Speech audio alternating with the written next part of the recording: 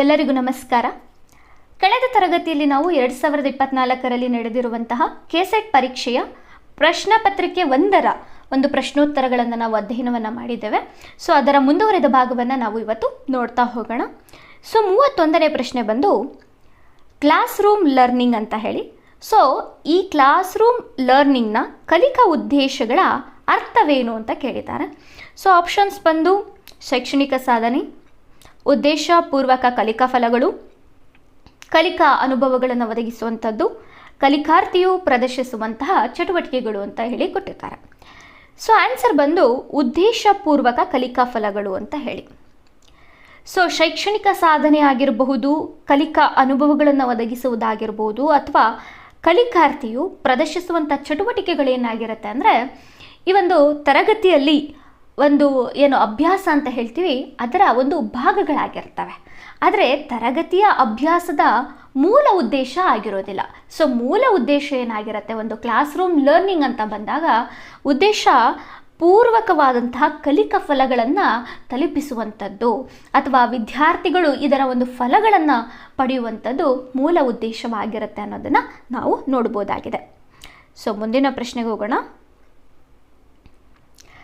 ಪಿಯಾಜಿಯವರ ಪ್ರಕಾರ ಜ್ಞಾನಾತ್ಮಕ ಬೆಳವಣಿಗೆಯ ಸರಿಯಾದ ಅನುಕ್ರಮಿಕೆಯನ್ನು ಕೇಳಿದ್ದಾರೆ. ಸೊ ಪಿಯಾಜಿಯವರ ಪ್ರಕಾರ 4 ರೀತಿಯಾದಂತಹ ಒಂದು ಜ್ಞಾನಾತ್ಮಕ ಬೆಳವಣಿಗೆಯನ್ನು ನಾವು ನೋಡ್ತೀವಿ. ಸೊ ಆನ್ಸರನ್ನು ನೋಡೋಣ. ಸೊ ಆನ್ಸರ್ ಬಂದು ಏನಾಗಿರುತ್ತೆ ಅಂದರೆ 4 ಸ್ಟೇಜ್ ಅಂತ ಹೇಳಿದ್ವಲ್ವಾ. ಸೊ ಅದು ಒಂದೊಂದೇ ಸ್ಟೇಜನ್ನು ನಾವು ನೋಡ್ತಾ ಹೋಗೋಣ. ಮೊದಲನೇ ಸ್ಟೇಜ್ ಬಂದು ಸೆನ್ಸರ್ ಮೋಟರೋ ಸ್ಟೇಜ್ ಅಂತ ಹೇಳಿ, ಅಂದರೆ ಸೆನ್ಸರ್ ಮೋಟರ್ ಸ್ಟೇಜ್ ಅಂತ ಹೇಳಿ.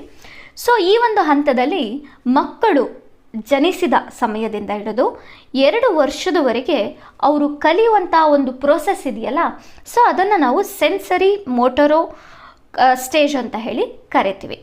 ಸೊ ಈ ಒಂದು ಸಮಯದಲ್ಲಿ ಮಕ್ಕಳು ಏನು ಮಾಡ್ತಾರೆ ಅಂತಂದರೆ ಅವರ ಸುತ್ತಮುತ್ತ ಇರುವಂಥ ಜನರ ಚಲನವಲನಗಳನ್ನು ನೋಡಿಕೊಂಡು ಅವರ ಇಂದ್ರಿಯಗಳು ಅಂದರೆ ಕಣ್ಣಾಗಿರ್ಬೋದು, ಮೂಗಾಗಿರ್ಬೋದು, ಬಾಯಿ ಆಗಿರ್ಬೋದು, ಕಿವಿ ಆಗಿರ್ಬೋದು, ಸ್ಪರ್ಶ ಆಗಿರ್ಬೋದು, ಸೊ ಇವುಗಳ ಮೂಲಕ ಏನು ಮಾಡ್ತಾ ಇರ್ತಾರೆ ಅವರು ಆ ಒಂದು ಕಲಿಕೆ ಅನ್ನೋದು ಇರುತ್ತಲ್ಲ, ಆ ಒಂದು ಪ್ರೋಸೆಸ್ ಅನ್ನುವಂಥದ್ದು ಅಲ್ಲಿಂದ ಸ್ಟಾರ್ಟ್ ಆಗುತ್ತೆ ಅನ್ನೋದನ್ನು ನಾವು ನೋಡ್ಬೋದಾಗಿದೆ.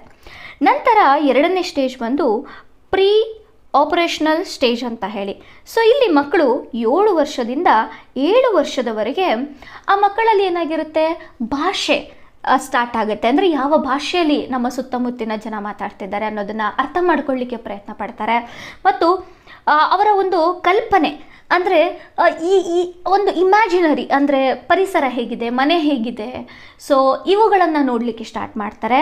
ಜೊತೆಗೆ ಅವರಿಗೆ ಆಟ ಅಂದರೆ ಬಾಲ್ಯ ವ್ಯವಸ್ಥೆ ಅಂತ ಬಂದಾಗ ನಮಗೆ ಆಟಗಳು ಜಾಸ್ತಿ ಆಗಿರುತ್ತೆ, ಮಕ್ಕಳುಗಳು ಆಟ ಆಡುವಂಥದ್ದು. ಸೊ ಈ ರೀತಿಯಲ್ಲಿ ಅಂದರೆ ಯಾವುದೇ ರೀತಿಯಾದಂಥ ಒಂದು ಲಾಜಿಕ್ ಒಂದು ಯೋಚನೆಗಳನ್ನು ಅವರು ಮಾಡೋದಿಲ್ಲ, ಯಾವುದೇ ರೀತಿಯ ಲಾಜಿಕ್ ಯೋಚನೆಗಳು ಅವರಿಗೆ ಬಂದಿರೋದಿಲ್ಲ ಈ ಒಂದು ಸಮಯದಲ್ಲಿ. ಸೊ ಹಾಗಾಗಿ ಇದನ್ನು ನಾವೇನಂತ ಹೇಳಿ ಕರಿತೀವಿ ಅಂದರೆ ಪ್ರೀ ಆಪರೇಷನಲ್ ಅಂತ ಹೇಳಿ ಕರಿತೀವಿ. ನಂತರದಲ್ಲಿ ಕಾಂಕ್ರೀಟ್ ಆಪರೇಷನಲ್ ಸ್ಟೇಜ್ ಅಂತ ಹೇಳಿ. ಸೊ ಈ ಸಮಯದಲ್ಲಿ ಮಕ್ಕಳು 7 ವರ್ಷದಿಂದ 11 ವರ್ಷದ ಮಕ್ಕಳಾಗಿರ್ತಾರೆ. ಸೊ ಈ ಒಂದು ಹಂತದಲ್ಲಿ ಏನಾಗುತ್ತೆ ಅಂದರೆ ಮಕ್ಕಳು ಒಂದಿಷ್ಟು ಒಂದು ಲಾಜಿಕ್ ಆಗಿ ಯೋಚನೆ ಮಾಡೋದಕ್ಕೆ ಸ್ಟಾರ್ಟ್ ಮಾಡ್ತಾರೆ. ಸೊ ಇದ್ಯಾಕೆ ಹೀಗಿದೆ, ಇದ್ಯಾಕೆ ಹೀಗಿದೆ ಅಂತೇಳಿ ಪ್ರಶ್ನೆ ಮಾಡಲಿಕ್ಕೆ ಸ್ಟಾರ್ಟ್ ಮಾಡ್ತಾರೆ. ಸೊ ಒಂಥರ ಪ್ರತಿಯೊಂದನ್ನು ಕೂಡ ಪ್ರಶ್ನೆಯನ್ನು ಮಾಡಿ ಉತ್ತರವನ್ನು ಪಡೀಲಿಕ್ಕೆ ಅವರ ಆಲೋಚನೆಗಳು ಅಥವಾ ಕಲಿಕೆ ಅನ್ನುವಂಥದ್ದು ಪ್ರಾರಂಭ ಆಗುತ್ತೆ ಅನ್ನೋದನ್ನು ನಾವು ನೋಡ್ಬೋದಾಗಿದೆ. ನಂತರದಲ್ಲಿ ಕೊನೆಯ ಸ್ಟೇಜ್ ಯಾವುದು ಅಂತ ಹೇಳಿದ್ರೆ ಫಾರ್ಮಲ್ ಆಪರೇಷನಲ್ ಸ್ಟೇಜ್ ಅಂತ ಹೇಳಿ. ಇಲ್ಲಿ 11 ವರ್ಷ ಮತ್ತು ಅದರ ಮೇಲ್ಪಟ್ಟು ಒಂದು ಮಕ್ಕಳನ್ನು ನಾವು ನೋಡ್ಬೋದು.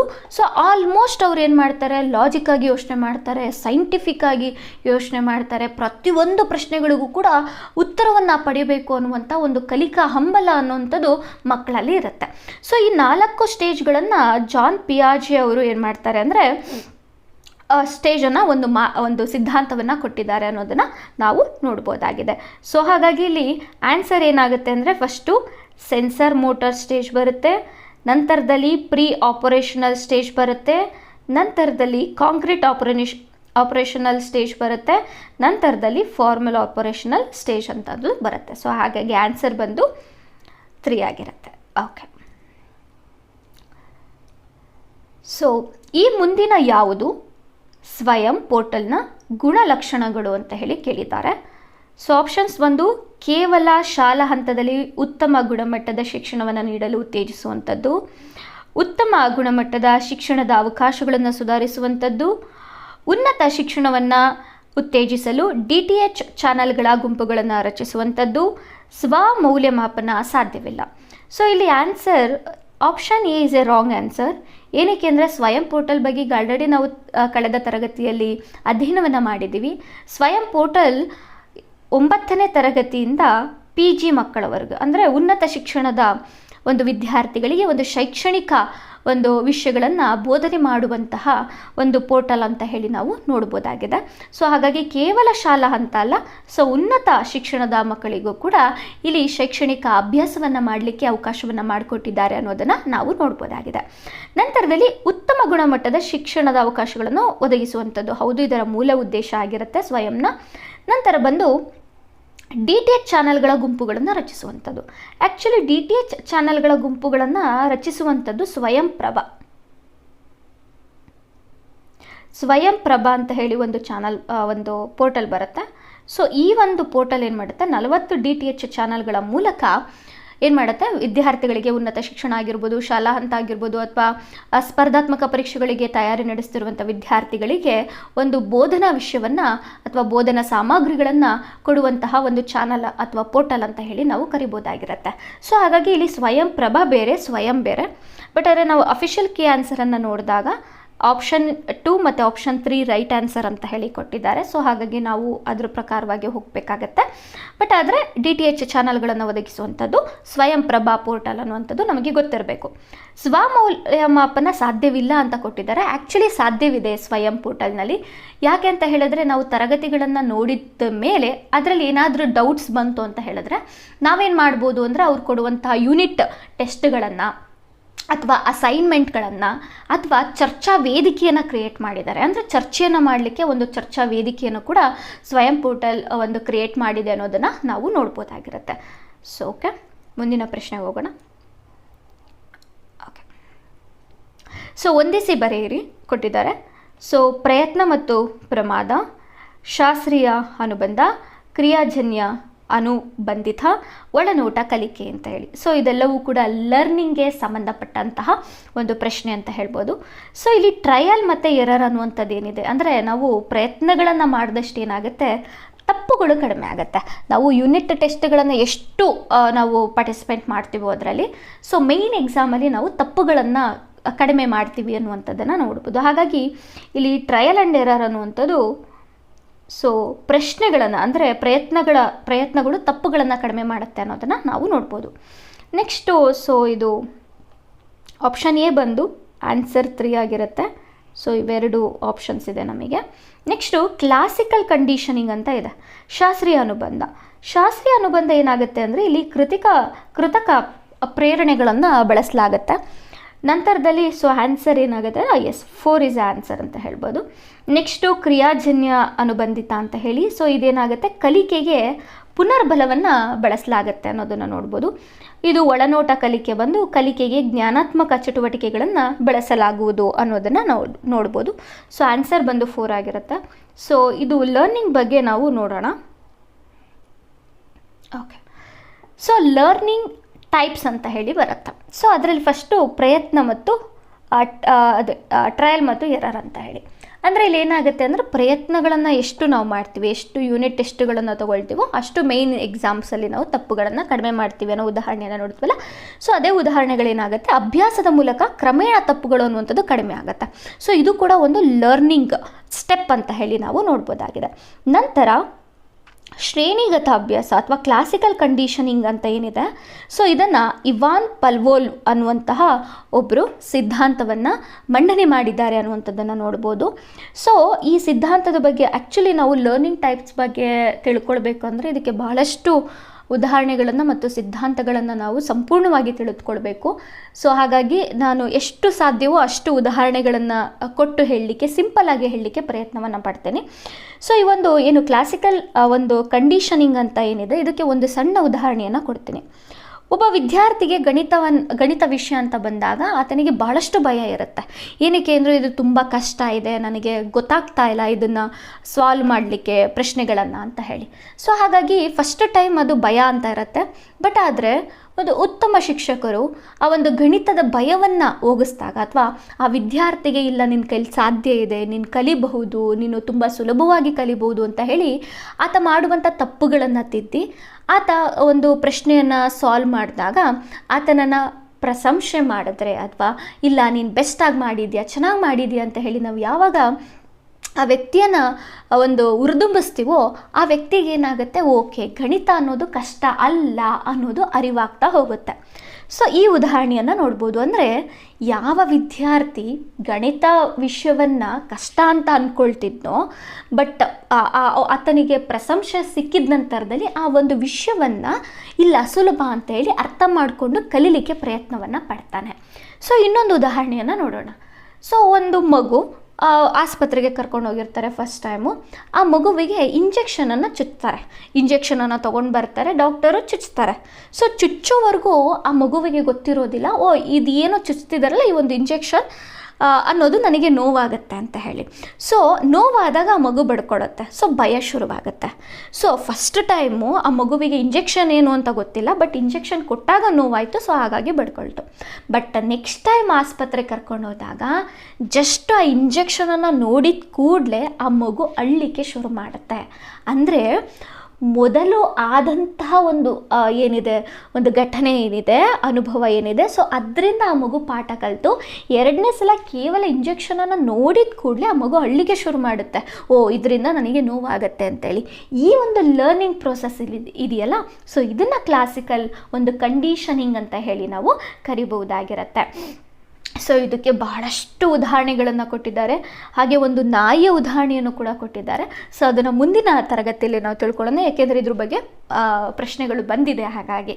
ಓಕೆ, ಸೊ ಮೂರನೆಯ ಒಂದು ಲರ್ನಿಂಗ್ ಟೈಪ್ ಯಾವುದು ಅಂದರೆ ಕಾರ್ಯಾತ್ಮಕ ಅಭ್ಯಾಸ ಅಂತ ಹೇಳಿ. ಸೊ ಈ ಕಾರ್ಯಾತ್ಮಕ ಅಭ್ಯಾಸವನ್ನು ಸ್ಕಿನ್ನರ್ ಅನ್ನುವಂತಹ ಒಬ್ಬ ವ್ಯಕ್ತಿ ಈ ಒಂದು ಸಿದ್ಧಾಂತವನ್ನು ಮಂಡನೆಯನ್ನು ಮಾಡಿದ್ದಾರೆ. ಸೊ ಇದಕ್ಕೆ ಒಂದು ಉದಾಹರಣೆ ಏನು ಅಂದರೆ, ಒಂದು ತರಗತಿಯಲ್ಲಿ ಶಿಕ್ಷಕರು ಹೇಳ್ತಾರೆ ನಾಳೆ ಒಂದು ಯೂನಿಟ್ ಟೆಸ್ಟ್ ಇರುತ್ತೆ.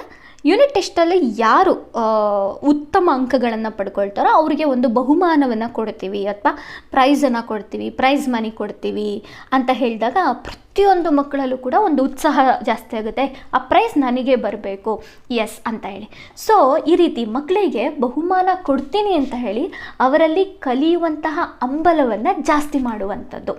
ಮತ್ತೊಂದು ದಂಡನೆಯನ್ನು ಕೊಡುವಂಥದ್ದು. ಅಂದರೆ ಯಾರು ಜಾಸ್ತಿ ಮಾರ್ಕ್ಸ್ ತೆಗೆಯೋದಿಲ್ವೋ ಅವ್ರಿಗೆ ಈ ರೀತಿ ಒಂದು ಪನಿಷ್ಮೆಂಟ್ ಇರುತ್ತೆ, ಇಲ್ಲ ಪೇರೆಂಟ್ಸನ್ನು ಕರೆಸ್ಬೇಕಾಗತ್ತೆ. ಈ ರೀತಿ ದಂಡನೆಯನ್ನು ಕೊಡ್ತೀವಿ ಅಂತ ಹೇಳಿ ಕೂಡ ಆ ಮಕ್ಕಳಲ್ಲಿ ಇಲ್ಲಪ್ಪ ನಾನು ಆ ಪನಿಷ್ಮೆಂಟ್ ತಗೊಳ್ಬಾರ್ದು, ಸೊ ಹಾಗಾಗಿ ಚೆನ್ನಾಗಿ ಓದಬೇಕು ಅಂತ ಹೇಳಿ ಕಲಿಯುವಂಥ ಹಂಬಲ ಬರಲಿಕ್ಕೆ ಶುರು ಮಾಡುತ್ತಲ್ಲ. ಸೊ ಈ ಒಂದು ಲರ್ನಿಂಗ್ ಪ್ರೋಸೆಸನ್ನು ನಾವೇನಂತ ಕರಿತೀವಿ ಅಂದರೆ ಕಾರ್ಯಾತ್ಮಕ ಅಭ್ಯಾಸ ಅಂತ ಹೇಳಿ ಕರಿತೀವಿ. ಸೊ ಅಂದರೆ ಬಹುಮಾನವನ್ನು ಕೊಡ್ತೀನಿ ಅಂತ ಹೇಳಿ, ದಂಡನೆಯನ್ನು ಕೊಡ್ತೀವಿ ಅಂತ ಹೇಳಿ ಮಕ್ಕಳಲ್ಲಿ ಓದುವಂಥ ಅಭ್ಯಾಸವನ್ನು, ಕಲಿಯುವಂಥ ಅಭ್ಯಾಸವನ್ನು ಜಾಸ್ತಿ ಮಾಡುವಂಥದ್ದು. ಸೊ ನಂತರದಲ್ಲಿ ಒಳನೋಟದಿಂದ ಕಲಿಕೆ ಅಂತ ಹೇಳಿ ಇದೆ. ಒಳನೋಟದಿಂದ ಕಲಿಕೆ ಅನ್ನುವಂತಹ ಒಂದು ಸಿದ್ಧಾಂತವನ್ನು ಒಂದು ಕೊಹ್ಲಾರ್ ಅಂತ ಹೇಳಿ ಒಬ್ಬರು ಬರ್ತಾರೆ. ಸೊ ಅವರು ಮಂಡನೆಯನ್ನು ಮಾಡಿದ್ದಾರೆ. ಸೊ ಒಳ ನೋಟದಿಂದ ಕಲಿಕೆ ಅಂದರೆ ಏನು, ಲರ್ನಿಂಗ್ ಬೈ ಇನ್ಸೈಟ್ ಅಂದರೆ ಏನು ಅಂದರೆ ಎರಡು ಉದಾಹರಣೆಗಳನ್ನು ಇಲ್ಲಿ ಕೊಡ್ತೀನಿ. ಸೊ ನಾವೊಂದು ಮನೆ ಕೀಯನ್ನು ಲಾಕ್ ಮಾಡಿ ಎಲ್ಲೋ ಇಟ್ಬಿಟ್ಟಿರ್ತೀವಿ, ಬಟ್ ನಮಗದು ಸಡನ್ನಾಗಿ ನೆನಪಾಗೋದಿಲ್ಲ. ನಾವೇನು ಮಾಡ್ತೀವಿ, ಯೋಚನೆ ಮಾಡ್ತೀವಿ, ನಾನು ಹೀಗೆ ಬಂದೆ, ಈಗ ಲಾಕ್ ಆಗ್ತೆ, ಅದಾದಮೇಲೆ ಈ ಕಡೆ ಟರ್ನ್ ಆದೆ, ಓಕೆ ಇಲ್ಲಿಟ್ಟಿರ್ಬೋದೇನೋ, ಸಡನ್ನಾಗಿ ನೆನಪಾಗುತ್ತೆ, ಓಕೆ ನಾನು ಕೀಯನ್ನು ಇಲ್ಲಿಟ್ಟಿದ್ದೀನಿ ಅಂತ ಹೇಳಿ. ಅಂದರೆ ಬೈ ಸಡನ್ ಏನಾಗುತ್ತೆ, ನೆನಪಾಗುತ್ತಲ್ಲ. ಸೊ ಈ ಒಂದು ಪ್ರೋಸೆಸನ್ನು ಲರ್ನಿಂಗ್ ಬೈ ಇನ್ಸೈಟ್ ಅಂತ ಹೇಳಿ ಕರಿತೇವೆ. ಸೊ ಉದಾಹರಣೆಗೆ ಒಂದು ಗಣಿತ ಪ್ರಶ್ನೆ. ಈ ಪ್ರಶ್ನೆಯನ್ನು ನೋಡಿದಾಗ ಪರೀಕ್ಷೆ ಸೆಂಟರಲ್ಲಿ, ಓಕೆ ಈ ಪ್ರಶ್ನೆಯನ್ನು ನಾನು ಎಲ್ಲೋ ನೋಡಿದ್ದೀನಿ, ಅಭ್ಯಾಸ ಮಾಡಿದ್ದೀನಿ, ನೆನಪಾಗ್ತಿಲ್ವಾ, ಅಯ್ಯೋ ಅಂತ ಹೇಳಿ ನಾವು ಯೋಚನೆ ಮಾಡಿ ಒಂದು ಸಡನ್ ಆಫ್ ಟೈಮಲ್ಲಿ ಎಸ್ ಇದಕ್ಕಿದೆ ಆನ್ಸರು, ಯಾಕೆಂದರೆ ನಾನು ಓದಿದ್ದೀನಿ ಇದನ್ನು ಅಂತ ಹೇಳಿ ನಮಗೆ ಒಂದು ಸಡನ್ ಆಫ್ ಟೈಮಲ್ಲಿ ನಮಗೇನಾಗುತ್ತೆ, ಆನ್ಸರ್ ನೆನಪಾಗುತ್ತೆ. ಸೊ ಈ ಒಂದು ಸಡನ್ನಾಗಿ ನಮಗೆ ಆನ್ಸರ್ ನೆನಪಾಗುತ್ತಲ್ಲ, ಈ ಒಂದು ಪ್ರೋಸೆಸನ್ನು ನಾವೇನಂತ ಕರಿತೀವಿ ಅಂತ ಅಂದರೆ ಲರ್ನಿಂಗ್ ಬೈ ಇನ್ಸೈಟ್ ಅಂತ ಹೇಳಿ ಕರಿತೇವೆ. ಸೊ ನಂತರ ಒಂದು ಲರ್ನಿಂಗ್ ಬೈ ಇಮಿಟೇಷನ್ ಅಂತ ಹೇಳಿ. ಸೊ ಇದನ್ನು ಬ್ಯಾಂಡೂರಾ ಅವರು ಕೊಟ್ಟಿದ್ದಾರೆ ಸಿದ್ಧಾಂತವನ್ನು, ಇಮಿಟೇಷನ್. ಸೊ ಮಕ್ಕಳುಗಳು ಜಾಸ್ತಿ ಇಮಿಟೇಟ್ ಮಾಡ್ತಾರೆ ಅಂತ ಹೇಳೋದನ್ನು ನೋಡ್ತೀವಿ. ಅಂದರೆ ದೊಡ್ಡವರು ಏನು ಮಾಡ್ತಾರೆ, ಸೊ ಅದನ್ನು ನೋಡಿ ಕಲಿಯುವಂಥದ್ದು. ಅಂದರೆ ಈಗ ಒಬ್ಬರು ತುಂಬ ಪ್ರೀತಿಯಿಂದ ಮಾತಾಡ್ತಾರೆ, ನಾವು ಹಾಗೆ ಪ್ರೀತಿಯಿಂದ ಮಾತಾಡ್ತೀವಿ. ಯಾರೋ ಒಬ್ಬರು ನಾಯಿಯನ್ನು ನೋಡಿದಾಗ ಅದನ್ನು ಮುದ್ದು ಮಾಡ್ತಿದ್ರೆ ಮಗುನೂ ಕೂಡ ನಾಯಿಯನ್ನು ಮುದ್ದು ಮಾಡುತ್ತೆ. ಸೊ ಈ ರೀತಿ ಅಂದರೆ ನಾವು ಏನು ಮಾಡ್ತೀವಿ ಅದನ್ನು ನೋಡಿ ಮಕ್ಕಳುಗಳು ಕಲೀಲಿಕ್ಕೆ ಶುರು ಮಾಡ್ತಾರೆ. ಸೊ ಹಾಗಾಗಿ ಇದನ್ನು ನಾವು ಏನಂತ ಕರಿತೀವಿ, ಅನುಕರಣದ ಮೂಲಕ ಕಲಿಕೆ ಅಂತ ಹೇಳಿ ನಾವು ಕರಿತೀವಿ. ನಂತರ ಅನುಭವದ ಮೂಲಕ ಕಲಿಕೆ. ಸೊ ಇದನ್ನು ಕೋಲ್ಬ್ ಅವರು ಈ ಸಿದ್ಧಾಂತವನ್ನು ಮಂಡನೆಯನ್ನು ಮಾಡಿದ್ದಾರೆ. ಸೊ ಅನುಭವದ ಮೂಲಕ ಕಲಿಕೆ ಅಂದರೆ ನಮಗೆ ಗೊತ್ತು ಜೀವನದ ಪಾಠ ಹೇಗೆ ಅಂದರೆ ಅನುಭವದ ಮುಖಾಂತರ ನಾವು ಜೀವನದ ಪಾಠವನ್ನು ಕಲಿತೀವಿ ಅಂತ. ಅದೇ ರೀತಿ ಮಕ್ಕಳುಗಳು ಕೂಡ ಏನು ಮಾಡ್ತಾರೆ, ಅನುಭವ, ಪ್ರಾಕ್ಟಿಕಲ್, ಪ್ರಾಯೋಗಿಕವಾಗಿ ಏನು ಮಾಡ್ತಾರೆ, ಕಲಿಕೆಯನ್ನು ಮಾಡ್ತಾರೆ. ಉದಾಹರಣೆಗೆ ಸೈನ್ಸ್ ಸಬ್ಜೆಕ್ಟಲ್ಲಿ ನಾವು ಫಿಸಿಕ್ಸ್ ಅಂತ ಬಂದಾಗ ನಾವೇನು ಮಾಡ್ತೀವಿ, ಲ್ಯಾಬ್ಗಳಿಗೆ ಹೋಗಬೇಕಾಗುತ್ತೆ. ಕಂಪ್ಯೂಟರ್ ಕ್ಲಾಸ್ ಅಂತ ಬಂದಾಗ ಲ್ಯಾಬಲ್ಲಿ ಕೂತ್ಕೊಂಡು ನಾವು ಕಂಪ್ಯೂಟರ್ ಅಂದರೆ ಏನು, ಸೊ ಕಂಪ್ಯೂಟರ್ನ ಹೇಗೆ ಆಪರೇಟ್ ಮಾಡಬೇಕು ಅನ್ನುವಂಥದ್ದನ್ನು ಕಲಿತೀವಿ.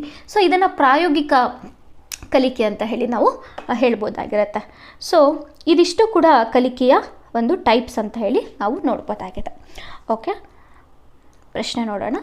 ಉನ್ನತ ಶಿಕ್ಷಣದಲ್ಲಿ ಐಚ್ಛಿಕ ಮತ್ತು ಆಯ್ಕೆ ಕೋರ್ಸ್ಗಳ ಮೂಲಕ ಕ್ರೆಡಿಟ್ಗಳನ್ನು ಗಳಿಸುವ ಅವಕಾಶ ನೀಡಿರುವಂಥದ್ದು ಯಾವ ಒಂದು ಉಪಕ್ರಮ ಅಂತ ಹೇಳಿ ಕೇಳಿದ್ದಾರೆ. ಸೊ ಇಲ್ಲಿ ಅಕಾಡೆಮಿಕ್ ಬ್ಯಾಂಕ್ ಆಫ್ ಕ್ರೆಡಿಟ್ ಇದೆ, ಮಾಕ್ ಆನ್ ಸ್ವಯಂ ಪೋರ್ಟಲ್ ಇದೆ, ಚಾಯ್ಸ್ ಬೇಸ್ಡ್ ಕ್ರೆಡಿಟ್ ಸಿಸ್ಟಮ್ ಇದೆ, ಆ್ಯಂಡ್ BVOC ಕೋರ್ಸ್ ಇದೆ. ಸೊ ನಮ್ಗೆ ಆಲ್ಮೋಸ್ಟ್ ಗೊತ್ತು, ಯಾಕೆಂದರೆ ನಾವು ಕೂಡ ಈ ಒಂದು ಉಪಕ್ರಮದ ಅಡಿಯಲ್ಲಿ ಅಧ್ಯಯನವನ್ನು ಮಾಡ್ತಾ ಇರ್ತೀವಿ. ಸೊ ಹಾಗಾಗಿ ಚಾಯ್ಸ್ ಬೇಸ್ಡ್ ಕ್ರೆಡಿಟ್ ಸಿಸ್ಟಮ್ ಅಂತ ಹೇಳಿ, ಸೊ ಇದ್ರ ಬಗ್ಗೆ ನಾವು ಮಾಹಿತಿಯನ್ನು ನೋಡೋಣ. ಓಕೆ, ಇಲ್ಲಿ CBCS ಅಂದರೆ ಚಾಯ್ಸ್ ಬೇಸ್ಡ್ ಕ್ರೆಡಿಟ್ ಸಿಸ್ಟಮ್ ಅಂತ ಹೇಳಿ. ಸೊ ಇದನ್ನು ಜಾರಿಗೊಳಿಸಿರುವಂಥದ್ದು UGC ಅಂದರೆ ಯೂನಿವರ್ಸಿಟಿ ಗ್ರ್ಯಾಂಡ್ ಕಮಿಷನ್ ಅವರು ಈ ಒಂದು ಉಪಕ್ರಮವನ್ನು ಜಾರಿಗೆ ತಂದಿದ್ದಾರೆ ಅನ್ನೋದನ್ನು ನೋಡ್ಬೋದು. ಸೊ ಹಾಗಾಗಿ ಚಾಯ್ಸ್ ಬೇಸ್ ಕ್ರೆಡಿಟ್ ಸಿಸ್ಟಮ್ ಅಂದರೆ ಏನು ಅಂತ ಹೇಳಿದ್ರೆ, ಚಾಯ್ಸ್ ಆಯ್ಕೆಗಳು ಅಂತ ಹೇಳಿ. ಸೊ ಒಂದು ಉದಾಹರಣೆಯನ್ನು ಕೊಟ್ಟು ಹೇಳಿದ್ರೆ, ನಾವೆಲ್ಲರೂ ಕೂಡ ಅಧ್ಯಯನವನ್ನು ಮಾಡಿದ್ದೇವೆ, ಆದರೂ ಒಂದು ಸಣ್ಣ ಉದಾಹರಣೆಯನ್ನು ಕೊಡೋದಾದರೆ, ಒಂದು ಕಾಮರ್ಸ್ ಅಂತ ತಗೊಳ್ಳೋಣ. ನಾನು BCom ಸ್ಟೂಡೆಂಟ್ ಅಂತ ಹೇಳಿದ್ರೆ, BCom ಸ್ಟೂಡೆಂಟಿಗೆ ಮೊದಲೆಲ್ಲ ಏನಿರ್ತಿತ್ತು, 6 ಸಬ್ಜೆಕ್ಟ್ಗಳಿರ್ತಿತ್ತು. ಸೊ ಇದನ್ನು ಸಂಪೂರ್ಣವಾಗಿ ಪ್ರತಿಯೊಬ್ಬರು ಕೂಡ ಪ್ರತಿಯೊಂದು ವಿಷಯವನ್ನು ಕಲೀಲೇಬೇಕಾಯಿತು.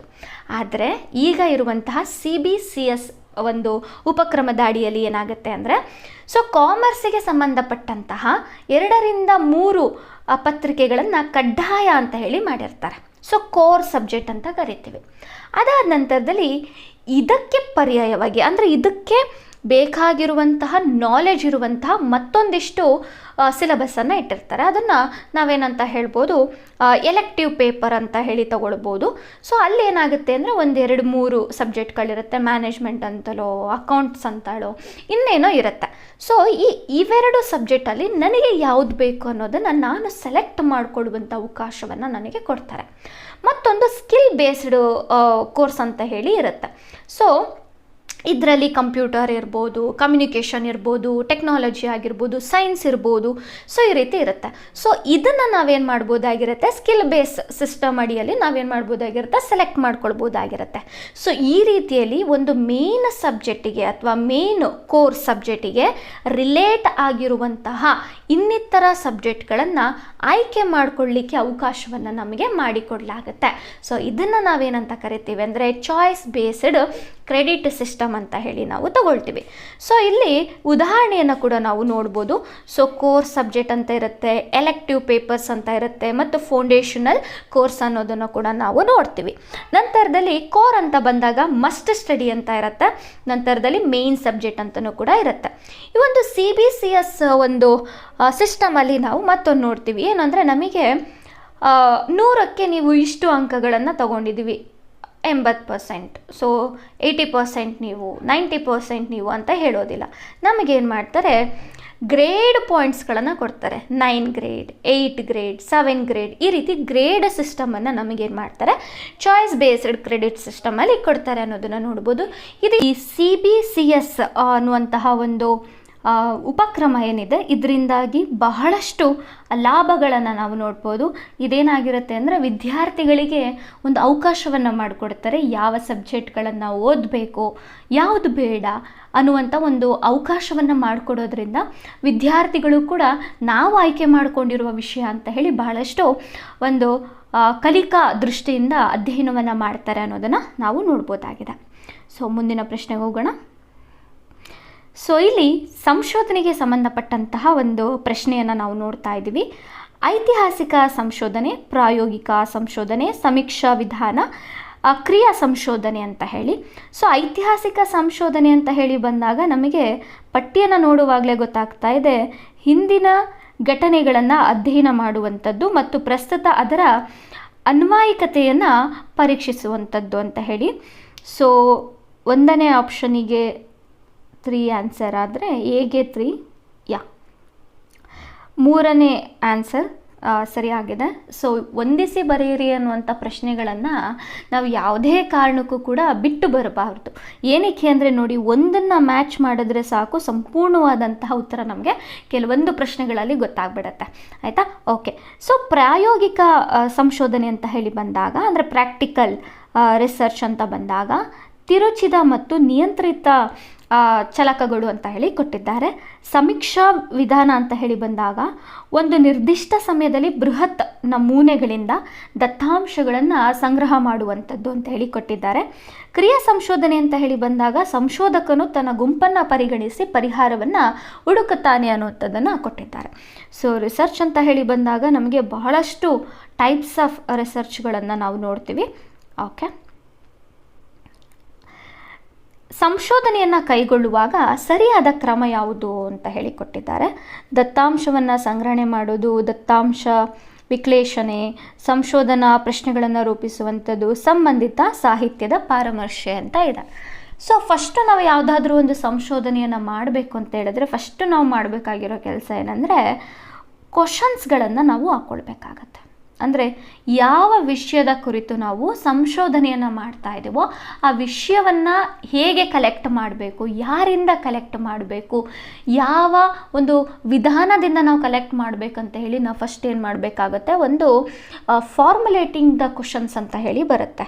ಸೊ ರಿಸರ್ಚ್ ಕ್ವಶನ್ಸನ್ನು ನಾವೇನು ಮಾಡಬೇಕಾಗುತ್ತೆ, ಫಾರ್ಮ್ ಮಾಡ್ಕೊಳ್ಬೇಕಾಗತ್ತೆ. ಅದಾದಮೇಲೆ ರೈಟಿಂಗ್ ದ ಲಿಟ್ರೇಚರ್ ರಿವ್ಯೂ ಅಂತ ಹೇಳಿ. ಸೊ ಏನಂದರೆ ಆ ಒಂದು ವಿಷಯಕ್ಕೆ ಸಂಬಂಧಪಟ್ಟಂತಹ ಒಂದು ಸಾಹಿತ್ಯಿಕ ವಿಚಾರಗಳೇನಾದರೂ ಇತ್ತು ಅಂದರೆ, ಅಥವಾ ಇನ್ನಿತರ ಬೇರೆ ವಿಚಾರಗಳೇನಾದರೂ ಇತ್ತು ಅಂದರೆ, ಅದಕ್ಕೆ ಸಂಬಂಧಪಟ್ಟಂಥ ಪುಸ್ತಕಗಳಿತ್ತು ಅಂತ ಅಂದರೆ ನಾವೇನು ಮಾಡಬೇಕಾಗತ್ತೆ, ಅವುಗಳನ್ನು ಓದ್ಕೊಳ್ಬೇಕಾಗತ್ತೆ. ಸೊ ಹೇಗೆಲ್ಲ ಇದೆ ಅನ್ನೋದನ್ನು ನಾವು ಫಸ್ಟು ತಿಳ್ಕೊಳ್ಬೇಕಾಗತ್ತೆ. ಒಂದು ವಿಷಯದ ಬಗ್ಗೆ ನಾವು ಅಧ್ಯಯನವನ್ನು ಮಾಡಬೇಕು ಅಂತ ಹೇಳಿ ಬಂದಾಗ ನಂತರ ನಾವೇನು ಮಾಡಬೇಕಾಗತ್ತೆ, ಡೇಟಾವನ್ನು ಕಲೆಕ್ಟ್ ಮಾಡಬೇಕಾಗತ್ತೆ. ಸೊ ಏನು ಯಾವ ವಿಷಯದ ಕುರಿತು ನಾವು ಸಂಶೋಧನೆ ಮಾಡಬೇಕಂತ ಇರುತ್ತೋ ಸೊ ಆ ವಿಷಯವನ್ನು ಕಲೆಕ್ಟ್ ಮಾಡಬೇಕಾಗತ್ತೆ. ನಂತರದಲ್ಲಿ ಅದನ್ನು ಅನಲೈಸ್ ಮಾಡಬೇಕಾಗತ್ತೆ. ಸೊ ಅನಲೈಸ್ ಅಂತ ಹೇಳಿ ಬಂದಾಗ ಸೊ ಏನು ನಾವು ಸಂಗ್ರಹ ಮಾಡಿರ್ತೀವಿ ಒಂದು ವಿಷಯ, ಅವುಗಳನ್ನು ಅನಲೈಸ್ ಮಾಡಿ ನಾವೊಂದು ಕೊನೆಯದಾಗಿ ಒಂದು ರಿಪೋರ್ಟನ್ನು ನಾವು ಏನು ಮಾಡಬೇಕಾಗತ್ತೆ, ತಯಾರು ಮಾಡಬೇಕಾಗತ್ತೆ. ಈ ಒಂದು ಸಂಶೋಧನೆಯಿಂದ ನಾನು ಏನನ್ನು ತಿಳ್ಕೊಂಡೆ, ಸಮಾಜಕ್ಕೆ ಯಾವ ವಿಷಯವನ್ನು ತಿಳಿಸ್ಲಿಕ್ಕೆ ಇಷ್ಟಪಡ್ತಾ ಇದ್ದೀನಿ ಅನ್ನುವಂಥದ್ದನ್ನು ಒಂದು ರಿಪೋರ್ಟನ್ನು ಸಬ್ಮಿಟ್ ಮಾಡಬೇಕಾಗತ್ತೆ. ಸೊ ಇದನ್ನು ನಾವು ಒಂದು ಸರಿಯಾದ ಕ್ರಮ ಅಂತ ಹೇಳಿ ನಾವು ನೋಡ್ತೀವಿ. ಸೊ ಆನ್ಸರ್ ಬಂದು 3 option is a right answer. Okay. ಇಲ್ಲೊಂದು ಮ್ಯಾಪ್ ಇದೆ ನೋಡಿ. ಸೊ ಈ ಒಂದು ಪಿಕ್ಚರಲ್ಲಿ ನಾವು ಭಾಳಷ್ಟು ಸಂಪೂರ್ಣವಾದಂಥ ಒಂದು ಸಂಶೋಧನೆಯ ಪ್ರೊಸೆಸನ್ನು ನಾವು ನೋಡ್ಬೋದು. ಸೊ ಫಸ್ಟ್ ಏನು ಮಾಡಬೇಕಾಗುತ್ತೆ, ಒಂದು ಪ್ರಾಬ್ಲಮನ್ನು ತೊಗೊಳ್ಬೇಕಾಗತ್ತೆ, ಅಂದರೆ ಒಂದು ವಿಷಯವನ್ನು ತೊಗೊಳ್ಬೇಕಾಗತ್ತೆ. ಸೊ ಅದಕ್ಕೆ ಪಟ್ಟಿರೋ ಹಾಗೆ ಕ್ವಶನ್ಸನ್ನು ಹಾಕ್ಕೊಳ್ಬೇಕಾಗತ್ತೆ. ನಂತರ ಒಂದು ಲಿಟ್ರೇಚರ್ ರಿವ್ಯೂವನ್ನು ನೋಡಬೇಕಾಗತ್ತೆ. ನಂತರದಲ್ಲಿ ಸೆಟ್ಟಿಂಗ್ ರಿಸರ್ಚ್ ಕ್ವಶನ್ಸ್, ಆಬ್ಜೆಕ್ಟ್ ಅಂದ್ರೆ ಹೈಪೋಥೆಸಿಸ್ ಅಂತ ಹೇಳಿ ಬರುತ್ತೆ. ಅಂದರೆ ಸೊ ಹೇಗೆ ನಾನು ಅದನ್ನು ಕಲೆಕ್ಟ್ ಮಾಡಬೇಕು ಅನ್ನುವಂತಹ ಒಂದು ಏನಂತ ಹೇಳ್ತಾರೆ ಫಾರ್ಮೆಟನ್ನು ಹಾಕ್ಕೊಳ್ಬೇಕಾಗತ್ತೆ.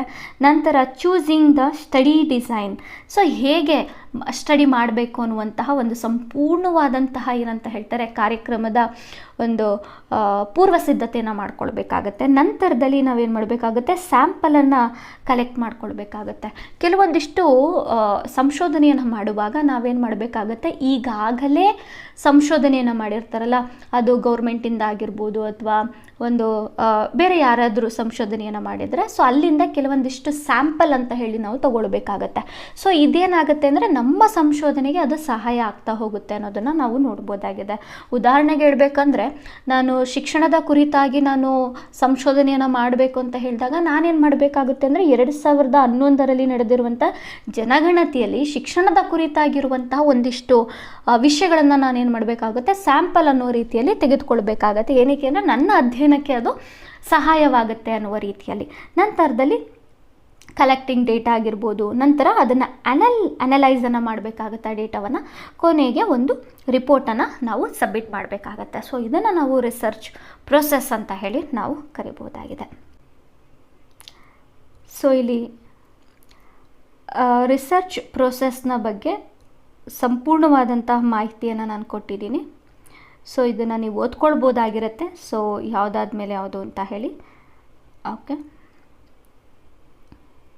ಎಸ್, ರಿಸರ್ಚ್ ಡಿಸೈನ್ಸ್ ಆಗಿರ್ಬೋದು, deciding the sample designs, data collection ಆಗಿರ್ಬೋದು, ಬುಕ್ಸಿಂದ ಇರ್ಬೋದು, ಜರ್ನಲ್ಸಿಂದ ಇರ್ಬೋದು, ಡೇಟಾಬೇಸಿಂದ ನಾವು ಪಡ್ಕೊಳ್ಬೋದಾಗಿರುತ್ತೆ. ನಂತರ ಅನಲೈಸ್ ಮಾಡಬೇಕಾಗತ್ತೆ. ನಂತರದಲ್ಲಿ ಕೊನೆಗೆ ಒಂದು ರಿಪೋರ್ಟನ್ನು ನಾವು ಸಬ್ಮಿಟ್ ಮಾಡಬೇಕಾಗತ್ತೆ. ಓಕೆ, ಈ ಕೆಳಗಿನವುಗಳಲ್ಲಿ ಯಾವುದು ಲಂಬ ಅಧ್ಯಯನದ ಲಕ್ಷಣವಾಗಿದೆ ಅಂತ ಕೇಳಿದ್ದಾರೆ. ಲಂಬ ಅಧ್ಯಯನ, ಸೊ ಆಪ್ಷನ್ಸ್ ಬಂದು ವಿಲೋಮ ಸಂಬಂಧಗಳ ಅಧ್ಯಯನ, ಕಾಲಘಟ್ಟವೊಂದರಲ್ಲಿ ವಿವಿಧ ವಿಷಯಗಳ ಅಧ್ಯಯನ, ಏಕಕಾಲದಲ್ಲಿ ವಿವಿಧ ವಿಷಯಗಳ ಅಧ್ಯಯನ, ಕಾಲಘಟ್ಟವೊಂದರಲ್ಲಿ ಅದೇ ವಿಷಯದ ಅಧ್ಯಯನ. ಲಂಬ ಅಧ್ಯಯನ ಅಂತ ಹೇಳಿದ್ರೆ ಕಾಲಘಟ್ಟವೊಂದರಲ್ಲಿ ಅದೇ ವಿಷಯಗಳ ಅಧ್ಯಯನವನ್ನು ಮಾಡುವಂಥದ್ದನ್ನು ಲಂಬ ಅಧ್ಯಯನ ಅಂತ ಹೇಳಿ ಕರಿತೇವೆ.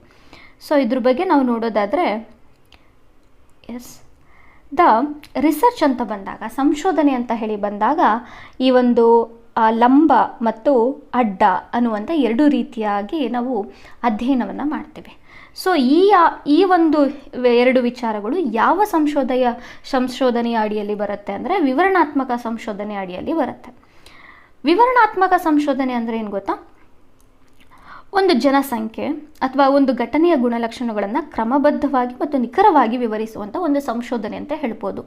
ಸೊ ಈ ಸಂಶೋಧನೆಯಲ್ಲಿ ಹೇಗೆ ಡೇಟಾವನ್ನು ಕಲೆಕ್ಟ್ ಮಾಡಲಾಗುತ್ತೆ ಅಂತ ಅಂದರೆ ಯಾರು, ಏನು, ಎಲ್ಲಿ, ಯಾವಾಗ, ಹೇಗೆ ಅನ್ನುವಂಥ ಎಲ್ಲ ಪ್ರಶ್ನೆಗಳಿಗೂ ಕೂಡ ಸಂಪೂರ್ಣವಾದ ಉತ್ತರ ಸಿಗುವ ರೀತಿಯಲ್ಲಿ ಈ ಒಂದು ಸಂಶೋಧನೆಯನ್ನು ಕೈಗೊಳ್ಳಲಾಗುತ್ತೆ. ಈ ಸಂಶೋಧನೆಯ ಸಬ್ ಟೈಪ್ಸ್ಗಳನ್ನು ನಾವು ನೋಡ್ತಾ ಹೋದರೆ, ಫಸ್ಟ್ ಬಂದು ಕ್ರಾಸ್ ಸೆಕ್ಷನಲ್ ಸ್ಟಡಿ ಅಂತ ಹೇಳಿ. ಅಂದರೆ ಇದೇನಾಗುತ್ತೆ ಅಂದರೆ ಒಂದೇ ಸಮಯದಲ್ಲಿ, ಅಂದರೆ ಒಂದು ಸಮಯದಲ್ಲಿ ಬೇರೆ ಬೇರೆ ವ್ಯಕ್ತಿಗಳಿಂದ ದತ್ತಾಂಶಗಳನ್ನು ಕಲೆಕ್ಟ್ ಮಾಡುವಂಥದ್ದು. ಫಾರ್ ಎಕ್ಸಾಂಪಲ್, ಈಗ ಏನು ಮಾಡೋದು, ಶಿಕ್ಷಣದ ಕುರಿತಾಗಿ ನಾನೊಂದು ಅಧ್ಯಯನ ಮಾಡ್ತಾ ಇದ್ದೀನಿ ಅನ್ನುವಾಗ ಈ ಶಿಕ್ಷಣದ ಕುರಿತಾಗಿ ಒಂದು ಯೂನಿವರ್ಸಿಟಿಗಳಿಂದ, ಕಾಲೇಜ್ಗಳಿಂದ, ಬೇರೆ ಬೇರೆ ಸಂಸ್ಥೆಗಳಿಂದ ಏನು ಮಾಡೋದು, ಅಟ್ ಎ ಟೈಮ್ ಅಂದರೆ 2025ರಲ್ಲಿ ಈ ವರ್ಷದಲ್ಲಿ ನಾನು ಏನು ಮಾಡ್ತೀನಿ, ಯೂನಿವರ್ಸಿಟಿಯಿಂದ, ಕಾಲೇಜ್ಗಳಿಂದ, ಬೇರೆ ಬೇರೆ ಸಂಸ್ಥೆಗಳಿಂದ ಏನು ಮಾಡ್ತೀನಿ, ಶಿಕ್ಷಣದ ಕುರಿತಾದಂಥ ಮಾಹಿತಿಯನ್ನು ಪಡ್ಕೊಳ್ತೀನಿ. ಈ ರೀತಿ ತೆಗೆದುಕೊಳ್ಳುವಂಥದ್ದನ್ನು ಕ್ರಾಸ್ ಸೆಕ್ಷನಲ್ ಸ್ಟಡಿ ಅಂತೇಳಿ ಕರಿತೀವಿ. ಆಯಿತಾ? ಸೊ ಇದೇ ರೀತಿಯಲ್ಲಿ ನಾವಾಗಲೇ ನೋಡ್ದಂಗೆ ಲಂಬ ಅಧ್ಯಯನ ಅಂತ ಬರುತ್ತೆ. ಸೊ ಲಂಬ ಅಧ್ಯಯನ ಅಂದ್ರೇನು? ದೀರ್ಘಕಾಲದವರೆಗೆ ಅದೇ ವ್ಯಕ್ತಿಗಳಿಂದ ಮರು ದತ್ತಾಂಶವನ್ನು ಸಂಗ್ರಹ ಮಾಡುವಂಥದ್ದು. ಉದಾಹರಣೆಗೆ 2010ರಿಂದ 2025ರವರೆಗೆ ಬೆಂಗಳೂರಿನ ಯೂನಿವರ್ಸಿಟಿಯಿಂದ, ಉದಾಹರಣೆಗೆ ನಾನು ಹೇಳ್ತಾ ಇರೋದು, ಬೆಂಗಳೂರಿನ ಯೂನಿವರ್ಸಿಟಿಯಿಂದ ಪ್ರತಿ ವರ್ಷ ಕನ್ನಡ BA ವಿಭಾಗದಲ್ಲಿ ಅಧ್ಯಯನ ಮಾಡ್ತಿರುವಂತಹ ವಿದ್ಯಾರ್ಥಿಗಳೆಷ್ಟು ಅನ್ನುವಂಥ ದತ್ತಾಂಶವನ್ನು ನಾನು 2010ರಿಂದ 2025ರವರೆಗೆ ಕಲೆಕ್ಟ್ ಮಾಡ್ಕೊಳ್ತಾ ಇದ್ದೀನಿ. ಅಂದರೆ BA ಒಂದು ಸಬ್ಜೆಕ್ಟಲ್ಲಿ, ಕನ್ನಡ BA ಸಬ್ಜೆಕ್ಟಲ್ಲಿ ವಿದ್ಯಾರ್ಥಿಗಳು ಪ್ರತಿ ವರ್ಷದಲ್ಲೂ ದಾಖಲಾತಿ ಜಾಸ್ತಿ ಆಗ್ತಾ ಇದೆಯೋ ಕಡಿಮೆ ಆಗ್ತಿದೆಯೋ ಅನ್ನುವಂಥ ದತ್ತಾಂಶವನ್ನು ನಾನು ಏನು ಮಾಡ್ತಾ ಇದ್ದೀನಿ, ತುಂಬ ವರ್ಷದಿಂದ ಒಂದೇ ಕಾಲೇಜಲ್ಲಿ ನಾನು ಏನು ಮಾಡ್ತಾ ಇದ್ದೀನಿ ಅಂದರೆ ದತ್ತಾಂಶವನ್ನು ಕಲೆಕ್ಟ್ ಮಾಡ್ತಾ ಇದ್ದೀನಿ. ಸೊ ಇದನ್ನು ನಾನು ಲಂಬ ಅಧ್ಯಯನ ಅಂತ ಹೇಳಿ ಕರಿತೀವಿ. ಸೊ ಹಾಗಾಗಿ ಈ ರೀತಿಯಾದಂತಹ ಒಂದು ಸಂಶೋಧನೆಯ ಅಧ್ಯಯನವನ್ನು ನಾವು ನೋಡ್ಬೋದಾಗಿದೆ. ಓಕೆ, ಇಲ್ಲಿ 18 ರೀತಿಯಾದಂಥ ಸಂಶೋಧನೆಗಳನ್ನು ಪಟ್ಟಿ ಮಾಡಿದ್ದೇನೆ. ಸೊ ಇವಿಷ್ಟನ್ನು ಕೂಡ ವಿವರಣೆ ಜೊತೆಗೆ ಉದಾಹರಣೆ ಎರಡರೊಂದಿಗೂ ಕೂಡ ನಾವೇನು ಮಾಡಬೇಕು, ಅಧ್ಯಯನವನ್ನು ಮಾಡಬೇಕಾಗತ್ತೆ. ಯಾಕೆಂದರೆ ಇದರಲ್ಲಿ ಪ್ರತಿ ವರ್ಷವೂ ಕೂಡ ಒಂದಲ್ಲ ಒಂದು ಕ್ವಶನ್ ಬಂದೇ ಬರುತ್ತೆ ನೋಡಿ. ಈ ಸಲ ಡಿಸ್ಕ್ರಿಪ್ಟಿವ್ ರಿಸರ್ಚಿಂದ ನಮಗೆ ಕ್ವಶನ್ ಬಂದಿತ್ತು. ಸೊ ಕಳೆದ ಪತ್ರಿಕೆಯಲ್ಲೆಲ್ಲ ನಾವು ಎಕ್ಸ್ಪೋಸ್ಟ್ ಫ್ಯಾಕ್ಟೋ ರಿಸರ್ಚಿಂದ ನೋಡ್ತೀವಿ, ಹಿಸ್ಟಾರಿಕಲ್ ಆಗಿರ್ಬೋದು, ಅನಾಲಿಟಿಕಲ್ ಆಗಿರ್ಬೋದು, ಎಕ್ಸ್ಪೆರಿಮೆಂಟಲ್ಲು, ಫಂಡಮೆಂಟಲ್ಲು, ಅಪ್ಲೈಡು. ಸೊ ಈ ರೀತಿ ಕ್ವಾಲಿಟಿ, ಕ್ವಾಂಟಿಟಿ ಮತ್ತು ಮಿಕ್ಸ್ಡು, ಸೊ ಪ್ರಾಕ್ಟಿಕಲ್ ರಿಸರ್ಚ್, ಈ ರೀತಿ ಬಹಳಷ್ಟು ರಿಸರ್ಚ್ನ ಬಗ್ಗೆ ನಮಗೆ ಪ್ರಶ್ನೆಗಳು ಬರ್ತಿರುತ್ತೆ. ಸೊ ಹಾಗಾಗಿ ಇವುಗಳ ಬಗ್ಗೆ ನೀವು ಅಧ್ಯಯನ ಮಾಡಲೇಬೇಕಾಗಿರುತ್ತೆ. ಓಕೆ, ಮುಂದಿನ ಪ್ರಶ್ನೆಗೆ ಹೋಗೋಣ. ಸಂಶೋಧನೆಯಲ್ಲಿ ಕೃತಿ ಚೌರ್ಯ ಇದನ್ನು ಒಳಗೊಂಡಿದೆ ಅಂತ ಹೇಳಿ ಕೊಟ್ಟಿದ್ದಾರೆ. ಸೊ ಆಪ್ಷನ್ಸ್ ನೋಡೋಣ. ಸರಿಯಾದ ಅಟ್ರಿಬ್ಯೂಷನ್ ನೀಡದೆ ಬೇರೆಯವರ ಆಲೋಚನೆಗಳು ಮತ್ತು ಕಾರ್ಯಗಳನ್ನು ಬಳಸಿಕೊಳ್ಳುವಂಥದ್ದು, ಒಂದು ಪ್ರಾಜೆಕ್ಟ್ಗಾಗಿ ಸಹ ಸಂಶೋಧಕರೊಂದಿಗೆ ಸಹಭಾಗಿತ್ವ ಮಾಡಿಕೊಳ್ಳುವಂಥದ್ದು, ಚರ್ಚೆಯ ವಿಭಾಗದಲ್ಲಿ ವೈಯಕ್ತಿಕ ಅಭಿಪ್ರಾಯಗಳನ್ನು ಸೇರಿಸುವಂಥದ್ದು, ಬಳಸಿದ ಎಲ್ಲ ಸಂಪನ್ಮೂಲಗಳ ಸರಿಯಾದ ಉಲ್ಲೇಖವನ್ನು ಒದಗಿಸುವಂಥದ್ದು. ಸೊ ಆನ್ಸರ್ ನಮಗೀಗ ಆಲ್ರೆಡಿ ಗೊತ್ತಿರುತ್ತೆ. ಕೃತಿ ಚೌರ್ಯ ಅಂದರೆ ಮತ್ತೇನಿಲ್ಲ, ಕಾಪಿರೈಟ್ ಕೇಸ್ ಅಂತ ನಾವು ನೋಡಿರ್ತೀವಿ ಅಲ್ವಾ.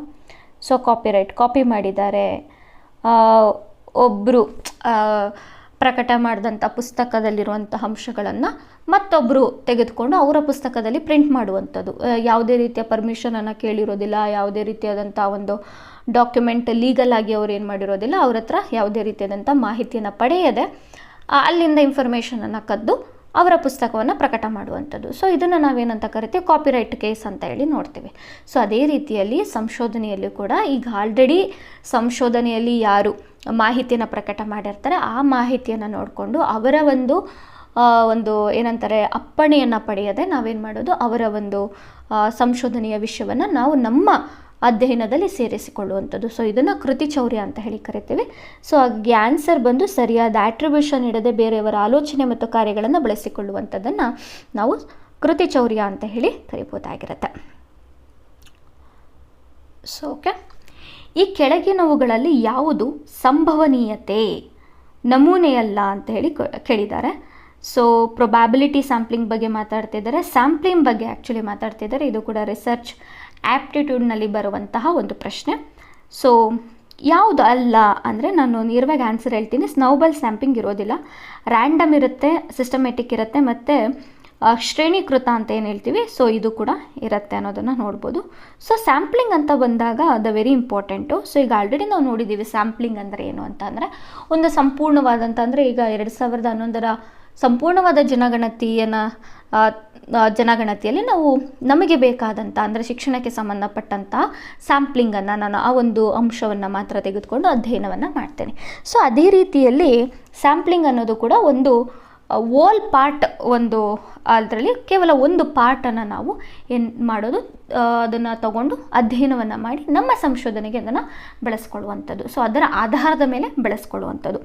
ಸೊ ಅದರಲ್ಲಿ ನಾವು ಸ್ಯಾಂಪ್ಲಿಂಗನ್ನು ಎರಡು ರೀತಿ ವಿಭಾಗ ಮಾಡಲಾಗತ್ತೆ. ಒಂದು ಪ್ರೊಬ್ಯಾಬಿಲಿಟಿ ಸ್ಯಾಂಪ್ಲಿಂಗ್, ಮತ್ತೊಂದು ನಾನ್ ಪ್ರೊಬ್ಯಾಬಿಲಿಟಿ ಸ್ಯಾಂಪ್ಲಿಂಗ್ ಅಂತ. ಪ್ರೊಬ್ಯಾಬಿಲಿಟಿ ಸ್ಯಾಂಪ್ಲಿಂಗ್ ಅಂದರೆ ಏನು ಗೊತ್ತಾ, ಸಂಭಾವ್ಯ ನಮೂನೆಗೊಳಿಸುವಿಕೆ ಅಂತ ಹೇಳಿ. ಅಂದರೆ every member of the population has now non-zero chance of being a selected ಅಂತ ಹೇಳಿ. ಫಾರ್ ಎಕ್ಸಾಂಪಲ್ ಏನಂದರೆ, ಒಂದು ಜನಗಣತಿ ಅನ್ನೋದನ್ನೇ ನಾನು ಉದಾಹರಣೆಗೆ ತಗೊಳ್ತೀನಿ. ಜನಗಣತಿ ಅಂತ ಹೇಳಿ ಬಂದಾಗ ಸ್ಯಾಂಪ್ಲಿಂಗ್ ಅಂದರೆ ಏನು ಗೊತ್ತಾ, ಅಲ್ಲಿ ಪ್ರತಿಯೊಂದು ವಿಭಾಗಕ್ಕೂ ಕೂಡ ಅದರದ್ದೇ ಆದಂಥ ಒಂದು ಏನಂತ ಇರುತ್ತೆ, ಮಹತ್ವ ಅನ್ನೋದಿರುತ್ತೆ. ಸೊ ಸ್ಯಾಂಪ್ಲಿಂಗ್ ಅಂತ ಬಂದಾಗಲೂ ಕೂಡ ನಾವೇನು ಮಾಡಬೇಕಾಗತ್ತೆ, ಪ್ರತಿಯೊಂದು ವಿಭಾಗಕ್ಕೂ ಕೂಡ ನಾವೇನು ಮಾಡಬೇಕಾಗತ್ತೆ, ಪ್ರಾಮುಖ್ಯತೆಯನ್ನು ಕೊಟ್ಟು ನಾವೇನು ಮಾಡಬೇಕಾಗತ್ತೆ, ಆ ಸ್ಯಾಂಪ್ಲಿಂಗನ್ನು ತಗೊಳ್ಬೇಕಾಗತ್ತೆ. ಅಂದರೆ ಕೇವಲ ಉದಾಹರಣೆಗೆ ಈಗ ನಾನು ಶಿಕ್ಷಣದ ಬಗ್ಗೆ ಅಂತ ಮಾತಾಡಿದೆ ಅಲ್ವಾ. ಶಿಕ್ಷಣ ಅಂತ ಬಂದಾಗ ನಮಗೆ ಪುರುಷರು ಎಷ್ಟು ಜನ ಶಿಕ್ಷಣವನ್ನು ಪಡೀತಿದ್ದಾರೆ ಅನ್ನೋದು ಇಂಪಾರ್ಟೆಂಟ್ ಆಗುತ್ತೆ, ಮಹಿಳೆಯರು ಇಂಪಾರ್ಟೆಂಟ್ ಆಗುತ್ತೆ, ಈ ಕಡೆ ಮಕ್ಕಳು ಇಂಪಾರ್ಟೆಂಟ್ ಆಗುತ್ತೆ, ವಯಸ್ಕರ ಶಿಕ್ಷಣವು ಇಂಪಾರ್ಟೆಂಟ್ ಆಗುತ್ತೆ. ಸಾಕ್ಷರತೆ ಅಂತ ಬಂದಾಗ ಎಲ್ಲ ವಿಭಾಗಗಳು ಕೂಡ ಪ್ರಾಮುಖ್ಯತೆಯನ್ನು ಪಡ್ಕೊಂಡಿದೆ. ಇಲ್ಲ ನಾನು ಪುರುಷರ ಒಂದು ಸಾಕ್ಷರತೆ ಪ್ರಮಾಣವನ್ನು ಮಾತ್ರ ತಗೊಳ್ತೀನಿ, ಮಹಿಳೆಯರದ್ದು ತಗೊಳ್ಳೋದಿಲ್ಲ, ಅಥವಾ ವಯಸ್ಕರನ್ನು ನಾನು ತಗೊಳ್ಳೋದಿಲ್ಲ ಅಂದರೆ ಅದು ಪ್ರೊಬ್ಯಾಬಿಲಿಟಿ ಸ್ಯಾಂಪ್ಲಿಂಗ್ ಆಗೋದಿಲ್ಲ. ಪ್ರೊಬ್ಯಾಬಿಲಿಟಿ ಸ್ಯಾಂಪ್ಲಿಂಗ್ ಅಂದ್ರೇನು, ಪ್ರತಿಯೊಂದು ವಿಭಾಗಕ್ಕೂ ಕೂಡ ಬೆಲೆಯನ್ನು ಕೊಡುವಂಥದ್ದು, ಪ್ರತಿಯೊಂದು ವಿಭಾಗಕ್ಕೂ ಕೂಡ ಬೆಲೆಯನ್ನು ಕೊಟ್ಟು ಸಮ ಪ್ರಮಾಣದಲ್ಲಿ ನಾವೇನು ಮಾಡಬೇಕಾಗತ್ತೆ, ಸ್ಯಾಂಪ್ಲಿಂಗನ್ನು ತೆಗೆದುಕೊಳ್ಬೇಕಾಗತ್ತೆ. ಸೊ ಇದನ್ನು ನಾವೇನಂತ ಹೇಳಿ ಕರಿತೀವಿ ಅಂದರೆ ಪ್ರೊಬ್ಯಾಬಿಲಿಟಿ ಸ್ಯಾಂಪ್ಲಿಂಗ್ ಅಂತ ತಗೊಳ್ತೀವಿ. ಸೊ ಈ ಸ್ಯಾಂಪ್ಲಿಂಗಲ್ಲಿ ನಾವು 4 ರೀತಿಯಾದಂಥ ಸ್ಯಾಂಪ್ಲಿಂಗನ್ನು ನಾವು ನೋಡ್ಬೋದಾಗಿದೆ. ಏನಂತ ಹೇಳ್ತಾರೆ, ಸಿಂಪಲ್ ರ್ಯಾಂಡಮ್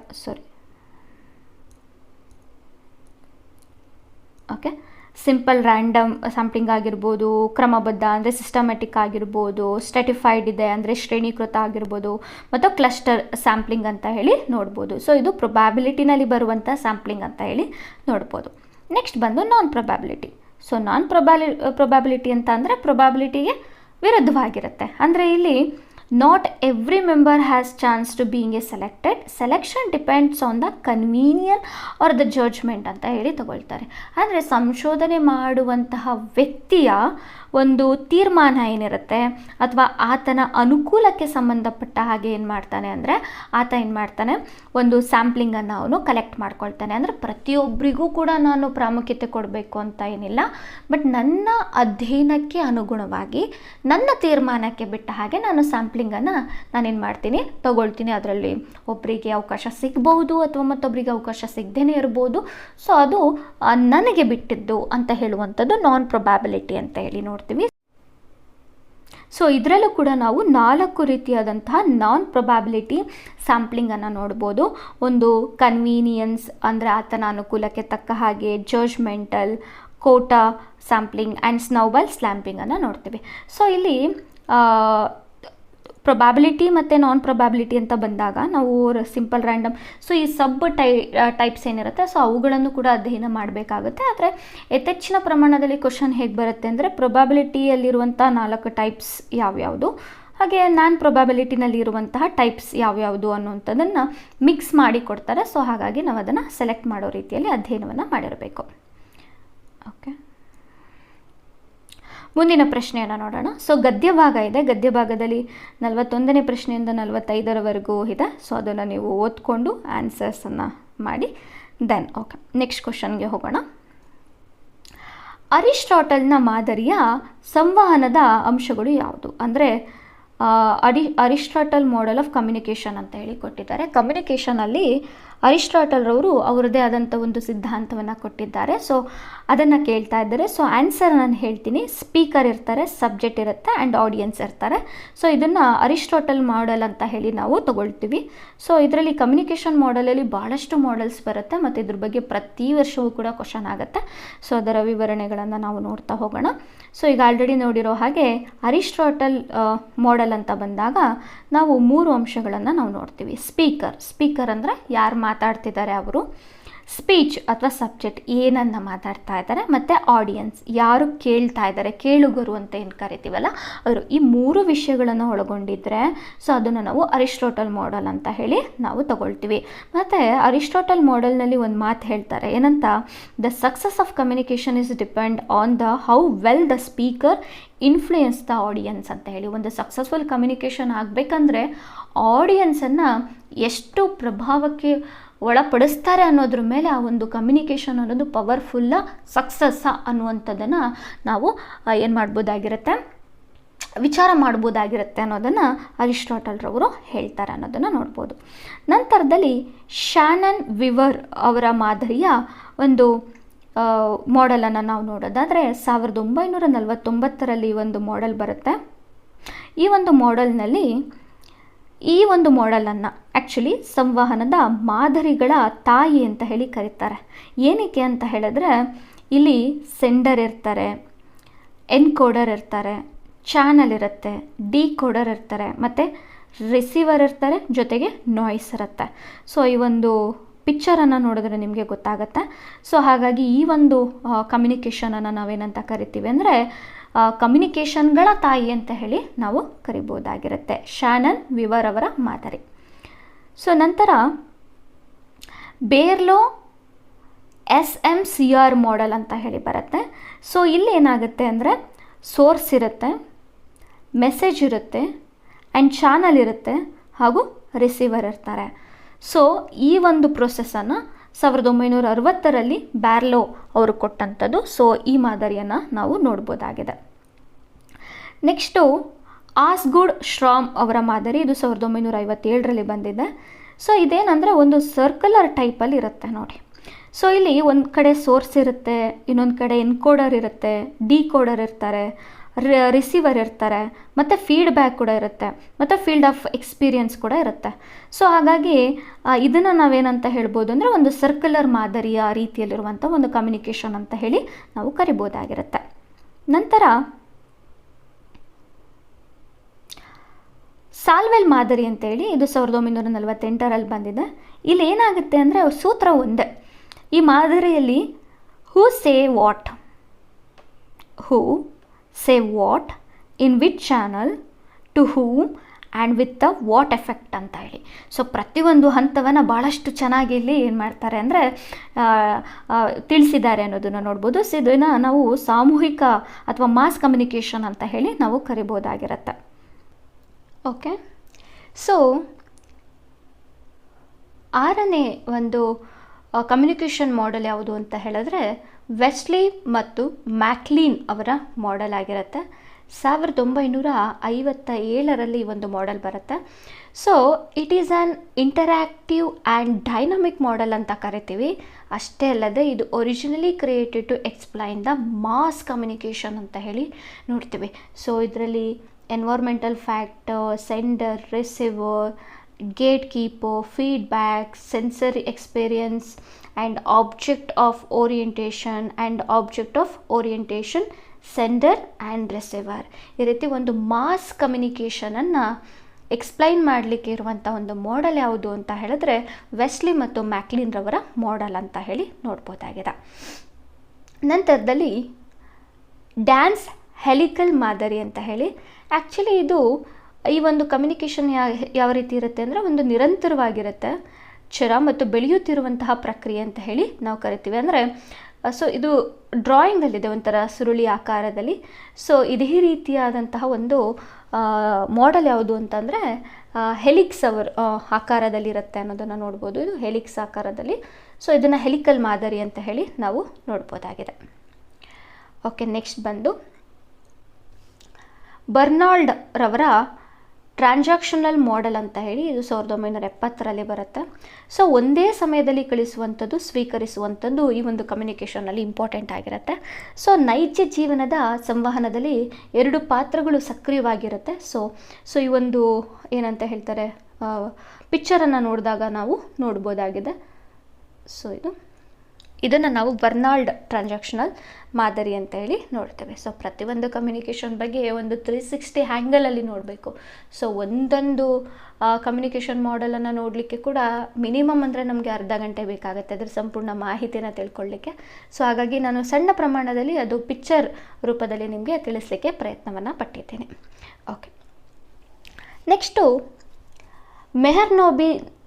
ಮೆಹರ್ನೋಬಿನ್ ಅವರ ಪ್ರಕಾರ ಸಮಗ್ರ ಸಂವಹನ ಪ್ರಕ್ರಿಯೆಯಲ್ಲಿ ಪದಪ್ರಯೋಗ, ಧ್ವನಿ ಏರಿಳಿತ ಮತ್ತು ಆಂಗಿಕ ಭಾಷೆ ಇವುಗಳ ಪ್ರಮಾಣ ಎಷ್ಟಿರಬೇಕು. ಒಂದು ಕಮ್ಯುನಿಕೇಷನ್ ಅಂತ ತಗೊಂಡಾಗ ಅದರಲ್ಲಿ ಪದಪ್ರಯೋಗ ಅನ್ನುವಂಥದ್ದು 7%, ಧ್ವನಿ ಏರಿಳಿತ ಅನ್ನುವಂಥದ್ದು 38%, ಆಂಗಿಕ ಭಾಷೆ 55% ಇರಬೇಕಾಗುತ್ತೆ. ಒಂದು ಎಫೆಕ್ಟಿವ್ ಕಮ್ಯುನಿಕೇಷನ್ ಅಂದರೆ ಈ ರೀತಿಯಲ್ಲಿ ಇರಬೇಕು ಅಂತ ಹೇಳಲಾಗುತ್ತೆ.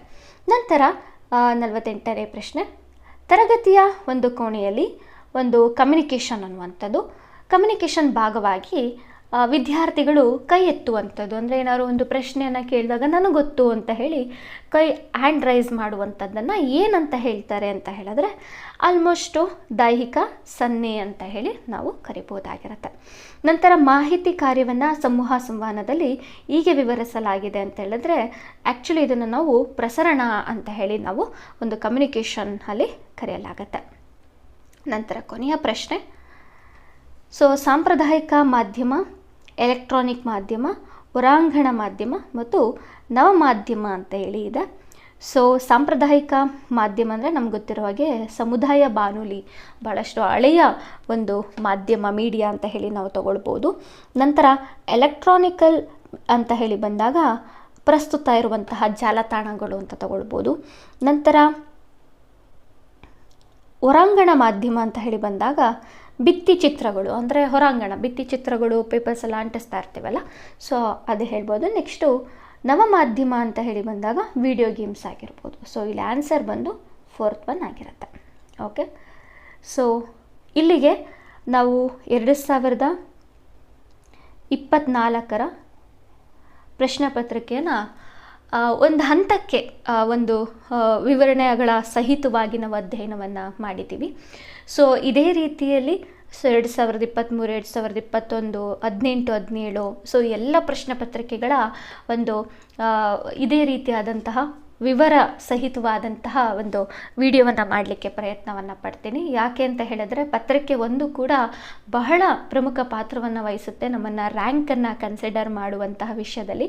ಸೊ ಹಾಗಾಗಿ ಪ್ರತಿಯೊಂದು ಪ್ರಶ್ನೆ ಪತ್ರಿಕೆಯಲ್ಲೂ ಕೂಡ ನಾನು ಮೆಂಟಲ್ ಎಬಿಲಿಟಿಗೆ ಪಡುವಂತಹ ಪ್ರಶ್ನೆಗಳನ್ನು ತೆಗೆದುಕೊಳ್ಳೋದಿಲ್ಲ. ಕೇವಲ ಜಿಕೆಗೆ ಸಂಬಂಧಪಟ್ಟಂತಹ ಪ್ರಶ್ನೋತ್ತರಗಳನ್ನು ವಿವರಣಾ ಸಹಿತವಾಗಿ ಒಂದು ತಿಳಿಸುವಂಥ ಪ್ರಯತ್ನವನ್ನು ನಾನು ಮಾಡ್ತೀನಿ. ಸೊ ಈ ಒಂದು ತರಗತಿಯನ್ನು ನೋಡಿದಂಥ ನಿಮ್ಮೆಲ್ಲರಿಗೂ ಕೂಡ ಧನ್ಯವಾದಗಳನ್ನು ತಿಳಿಸ್ತೇನೆ. Thank you.